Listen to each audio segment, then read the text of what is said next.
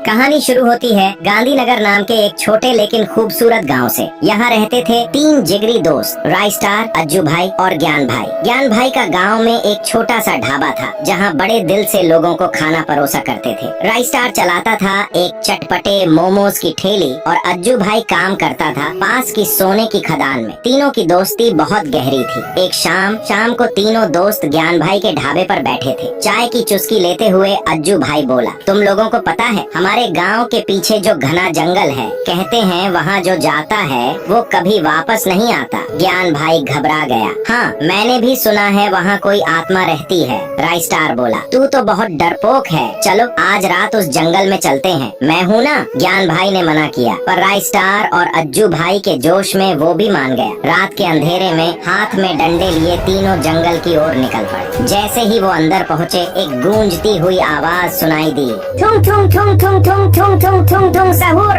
ज्ञान भाई घबरा गया। ये कैसी आवाज थी? राय स्टार बोला, चलो अंदर चलते हैं। थोड़ा आगे जाने पर उन्होंने देखा एक बड़ा पेड़ जिसके चारों ओर जड़ी बूटियां और चमकीले फूल थे। राय स्टार हंसते हुए बोला, ये देखो, जहाँ आत्मा की बात कर रहे थे वहाँ तो कुछ नहीं है, लेकिन तभी फिर वही आवाज आई, ठुंग ठुंग ठुंग ठुंग सहूर। अब राय स्टार बोला, लगता है इस पेड़ से आ रही है, काट डालो इसे। जैसे ही उन्होंने पेड़ काटा, तभी उसमें से निकलता है एक सूखा लकड़ी जैसा जीव जिसकी बड़ी बड़ी आँखें और हाथ में एक भयानक छड़ी होती है। तभी उसे देखकर सब घबरा जाते हैं और घबराहट में अज्जू भाई से छड़ी चल जाती है, जिससे वो सूखा लकड़ा मारा जाता है। राय स्टार दुखी आवाज में कहता है, ये तुम दोनों ने क्या कर दिया? हम तो बस देखने आए थे, लेकिन तुमने उसे मार डाला। अब भागो यहाँ से। फिर वे तीनों उस जंगल से रात को ही भाग जाते। दोस्तों, हमारा राय स्टार उस आत्मा को मुक्ति दिलाने में कामयाब होगा?